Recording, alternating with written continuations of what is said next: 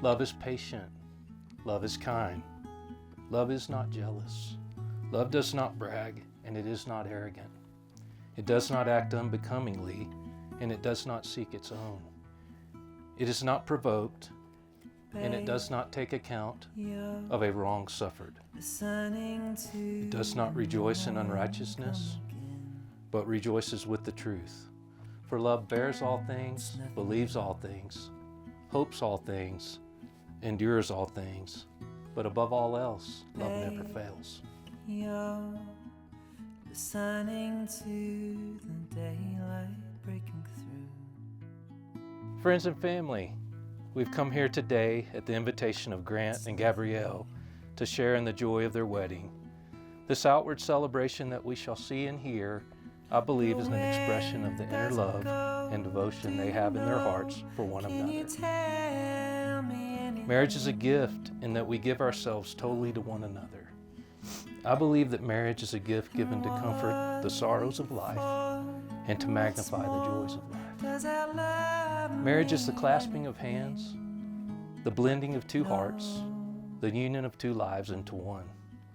And your marriage must stand not by the authority of the state, nor by the seal on your wedding certificate, but by the strength and the power and the faith and love you have in one another.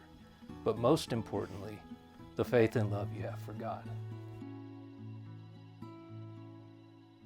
I, Grant, take you, Gabrielle, to be my wife, to have and to hold to this day forward, for better, for worse, for richer and for poor, and in sickness and in health. I promise to love and cherish you all my days. Listening to the morning come again. I, Gabrielle, take you, Grant, to be my husband, to have and to hold from this day forward, for better or for worse, for richer or for poor, in sickness and in health. I promise to cherish you and love you all my days. Grant and Gabrielle, my hope is that you will both put Christ at the center of your marriage. My prayer is that God would bless your marriage so much that your love for each other is so deep and real that it is undeniable and beautiful to all those around you. But where will it go? Do you know? Can you tell me anything at all? Therefore, it is my privilege as a minister and by the authority given to me by the state of Colorado, I now pronounce you husband and wife. Grant, you may kiss your bride.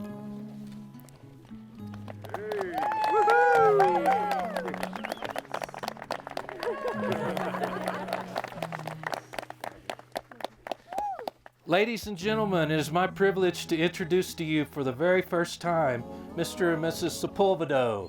I want a 50s kind of love.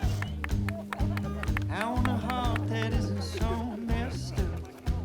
I want the pure stuff that I want straight up. There's all the dirt under the road. I want a 50s kind of love. We've been away from this place as long as we've been coming, for 8 years. If you've never been here, you can see why we fell in love with the place. Thank you so much for coming. It's super humbling to come into a place like this and witness God's creation and just feel small. And while we feel small, you know, we know that we're all here by His grace and for an incredible reason, Grant and Gabrielle's marriage.